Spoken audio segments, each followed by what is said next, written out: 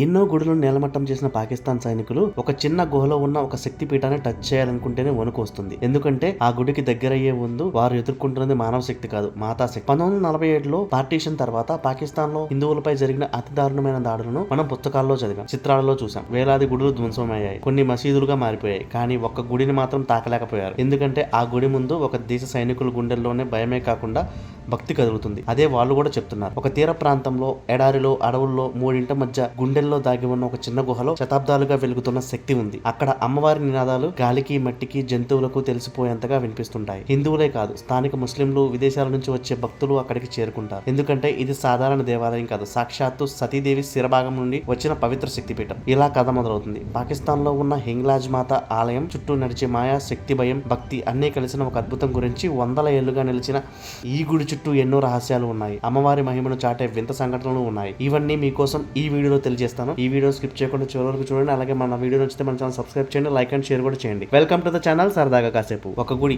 పాకిస్తాన్ ప్రభుత్వానికి నిద్రలేని రాత్రులు మిగిల్చింది, కంటి మీద కునుకు లేకుండా చేసింది. చివరికి ఆ ఆలయ బ్రహ్మోత్సవాలను కూడా ఆపలేకపోయింది పాక్ ప్రభుత్వం. ఇక ఎన్నో ఆలయాలను ధ్వంసం చేసిన పాక్ సైనికులు మాత్రం ఆ ఆలయాన్ని టచ్ చేయాలంటేనే వణికిపోతారు. ఇండియా పాకిస్తాన్ పార్టీషన్ తర్వాత పాకిస్తాన్ లో మత కల్లోలాలు జరిగాయి. లక్షలాది మంది హిందువులు పాకిస్తాన్ నుంచి తరిమివేయబడ్డారు. తమ ప్రాణాలను అరచేతుల్లో పట్టుకుని బార్డర్ దాటారు హిందువులు. అప్పటికే జిన్నా నేతృత్వంలోకి పాకిస్తాన్ పాలకులు హిందువు అనే వ్యక్తి తమ దేశంలో కనిపించకూడనంత క్రూరత్వంతో హెచ్చరికలు జారీ చేశారు.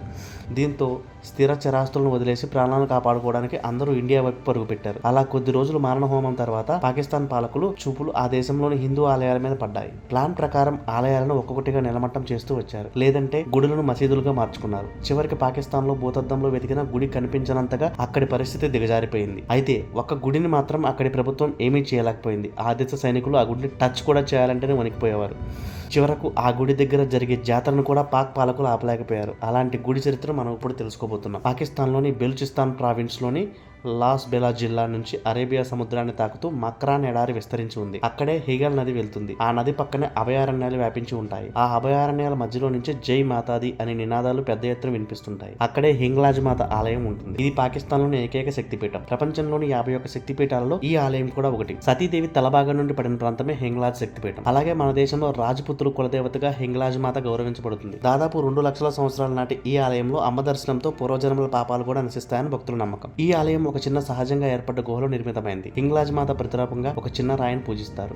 ఈ శిలను సంస్కృతంలో హింగులా అని పిలుస్తారు. అందుకే ఇక్కడి దేవతకు హిగ్లాజ్ మాతగా పేరొచ్చింది. అయితే పాకిస్తాన్ పాలకులు, అక్కడి మిలిటరీ వాళ్ళు ఈ గుడిని ఎన్నోసార్లు ధ్వంసం చేయాలని చూశారట. అయితే వాళ్ళు ఎన్నిసార్లు ప్రయత్నించినా సక్సెస్ కాలేదని, అదంతా అమ్మవారి మహిమేనని అక్కడి హిందూ భక్తులు చెప్తుంటారు. ఇప్పటికీ ఆ గుడిని హాని చేయాలని ఎవరైనా ప్రయత్నించినా వారికి ఏదైనా సమస్య వస్తుందట. దేవీ నవరాత్రుల సమయంలో ఇక్కడ 3 కిలోమీటర్ల మేర జాతర జరుగుతుంది. ఈ జాతరకు ప్రతిరోజు 10,000 నుంచి 25,000 మంది భక్తులు వస్తుంటారు. దర్శనానికి వచ్చిన మహిళలు గర్భానృత్యం చేస్తారు. ఇక్కడ జరిగే జాతరకు స్థానిక ముస్లింలు కూడా వస్తుంటారు. అమ్మవారిని భక్తి శ్రద్ధలతో పూజిస్తారు. స్థానిక ముస్లింలు హింగ్లాజ్ ఆలయాన్ని నానీ బీబీ హజ్ లేదా పిర్గాగా భావిస్తారు. ఈ పిర్గాకు ఆఫ్ఘనిస్తాన్, ఈజిప్ట్, ఇరాన్ వంటి దేశాల నుండి కూడా భక్తులు వస్తుంటారు. సో చూస్తారు కదా ఫ్రెండ్స్, మీరు ఎప్పుడైనా హింగ్లాజ్ మాత టెంపుల్ విజిట్ చేశారా? విజిట్ చేస్తే మీ ఎప్పుడైనా కమెంట్ రూపంలో పోస్ట్ చేయండి. అలాగే మన వీడియో నచ్చితే మన ఛానల్ సబ్స్క్రైబ్ చేయండి, లైక్ అండ్ షేర్ కూడా చేయండి. Thank you.